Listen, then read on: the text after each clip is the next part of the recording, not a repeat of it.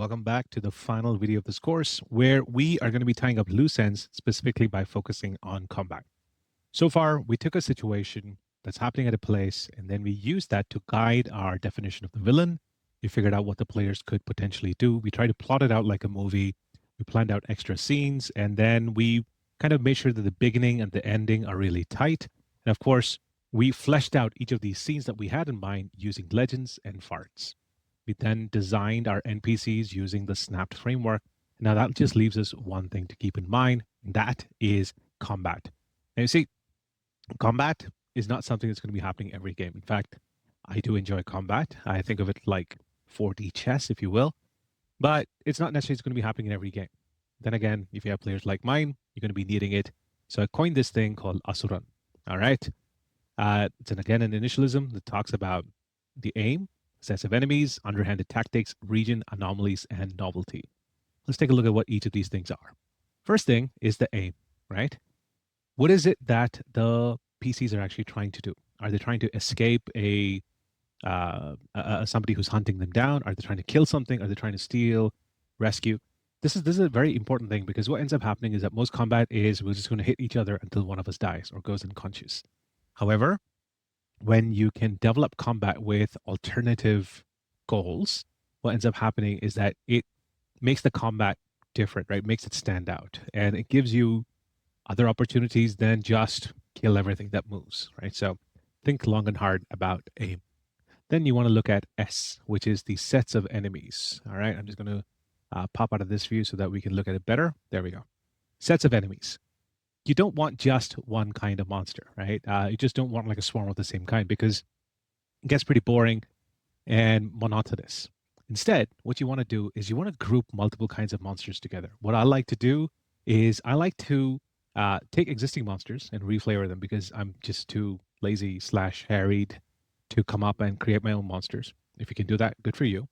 But also make sure that there are multiple types, and I split them into like different groups which have their own objectives. Now, when I'm saying multiple types, I mean like some of them are flying, some of them are really, really strong, like tanks. So think of the party composition, right? So you have a tank, you have a glass cannon, you have the rogue, you have the healer or the buffer, the area control, whatever you want to call it, right? So think of what could be the different roles that you could have in your own monster party. And the thing is, your party does not have to be completely balanced, in the sense like your monster party does not need to have everything sorted out, right? That's okay. Another thing is this concept of spikes of danger. You don't have to make sure that every encounter is perfectly balanced. That's my recommendation, right? As long as you can telegraph, as long as you can foreshadow, as long as you can give copious hints to the players that, maybe this combat is too easy, or maybe this combat is too tough, and players still choose to interact with it, go for it. Why am I saying this? Is because that's how the world works, right? And that's how I like to run my game as well. There are spikes of danger, and there's a concept I learned on the internet. You can search for it. What happens is that the red dragon is going to be there wherever it is, right? And the goblin lair is going to be there whenever it is. Now, at level 3, if my players choose to engage with the goblin lair, cool. It's probably going to be a balanced combat. If they're choosing to engage with the red dragon at level 3, cool. Baffo, right? You're going to face the consequences of your actions. Again, by no means can I say that, oh, this is going to, like, interacting with the red dragon is going to be instant. No, I can't say that. I'm not saying that either. I'm just saying that this is how the world is set up, and this is how I'm going to be populating it with monsters. Now, that being said, let's say if you are designing an adventure for a one-shot for, let's say, it's like it's one of those games where you know that they're going to be at level 3, and you want this to be a neat and nicely contained story. Go for it, right? Try to balance the encounters. Again, plenty of ways to do that. Now, when I'm saying multiple types of monsters, other thing I want to do is look at combos, right? Just having goblins alone is okay. But what if we suddenly had goblins and ogres, right? So are they going to be using the ogres as intelligent elephants, or do they have like an ogre king who has enslaved bunch of goblins and make them carry him around in a palanquin? Or do they have like a tag team thing, right? Like where it's an ogre and 2 goblins, right? And then like one of the goblins is like operating the ogre through a steampunk contraption on their back, whatever, right? So But then it gives you like different dynamics, right? So what if you have kobolds and ogres, right? So kobolds, they can fly. They got a little bit of fire thing going on. Cool. So now that changes up the combat as well. So you want to think about what kind of sets of enemies do you want to have, right? And then you get like a lot more interesting kind of dynamics that you can do. Finally, you want to like rethink combat is fight to the death. You don't have to do that. You could have reinforcements coming in waves, or you could have your monsters retreat when their morale breaks. There are different mechanisms to explore this, and I'm going to be talking about it in future videos. But just think that you don't have to release all the enemies that you have at one go, right? Next, underhanded tactics. Do enemies fight fairly? Maybe. If they're like, let's say, a hobgoblin or something, or there's a rival chieftain who wants, one-on-one combat to prove worth or something like that, probably going to be a fair kind of fight. But when they're fighting, what is what is the thing that they're going to be doing to get their advantage? It could be underhanded, or it could just be regular old, combat tactics. So what you want to do is you want to define like a plan that your monsters are going to be going through, right? First, it could be like an example of this would be like, okay, first we're going to make sure that we take out the squishy one, right? And the second is whenever we have the one with the bows, we're going to try and steal off their bows. And if there is someone who is, really, really strong, we will kite them, just be out of range and then just keep on shooting at them so that they get pissed off. So this is the kind of high level plan that the monsters could have created, right? And once you have that, you can translate that into specific actions. And I recommend that in the interest of fairness, you create this plan before the combat and then you kind of stick to it. In the sense, like, of course, the plans can change, but their approach of how they want to, deal with this, keep that steady because it becomes very easy as game masters for us to press on the scales and change the outcome. It's very, very tempting. So I plan out these tactics in advance. Like, what is going to be the battle plan for each of the rounds that they're going to be combating in? So I do this for about like 5, maybe 6 rounds, depending on the number of players. And then I set that down, okay? Because one, doing that makes sure, holds me accountable, makes me sure that I'm going to be fair. And second, it allows me to plan on like all the spectacle and the descriptions and all that. So that makes it pretty cool. Next, R stands for region. Where is the battle happening? Now, too often, way too often, I've been stuck with a 2D battle map, right? But the moment I add in like 3D, it makes a lot more fun, right? And not just that, like when the map itself changes over the rounds of combat.